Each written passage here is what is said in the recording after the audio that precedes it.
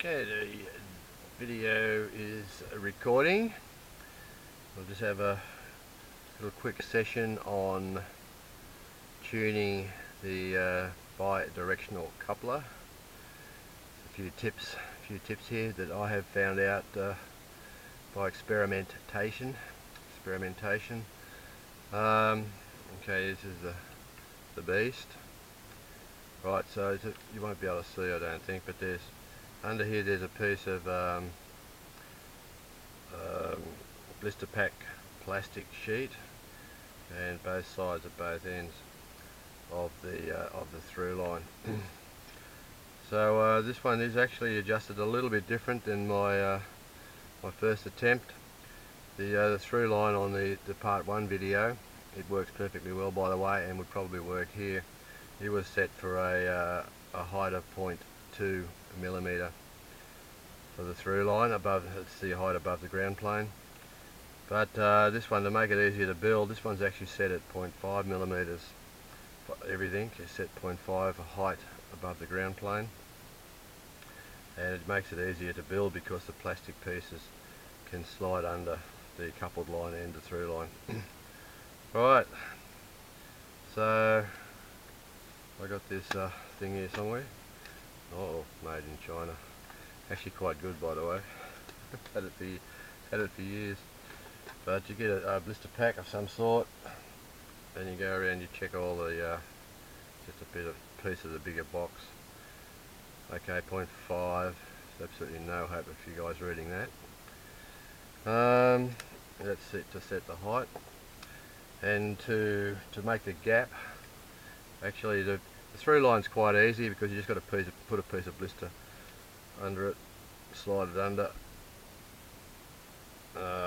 and solder the end connectors on. Sets the gap for the through line. That's quite easy. And you really should then test the through line if you have your own directional coupler already, as I showed in part 1 video.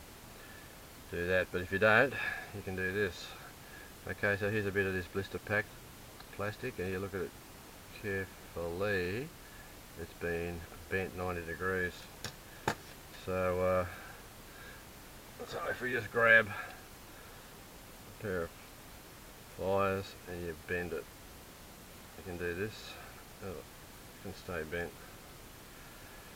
It's quite convenient, and then you can then trim off the height this way. It's quite easy. And if you're doing the coupled lines, you can put this in the gap.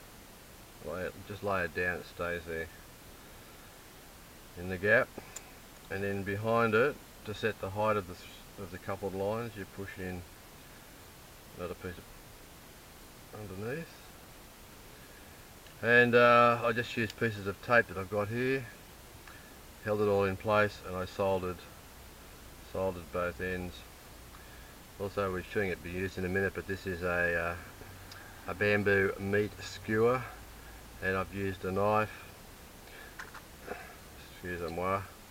Knife, I've shaped it into a blade, so it's a nice point, a sharp bamboo spade end. Okay, so then I'll just make this thing work. It's working. Right, so when you hook it up, you should get some VF. Anything 1.418, doesn't really matter. Whoops, what have I done with my attenuators? Okay, attenuator safe, that's 6 dB. It's a termination. Oh, you hook this up into here. Okay, by the way, there's no bias.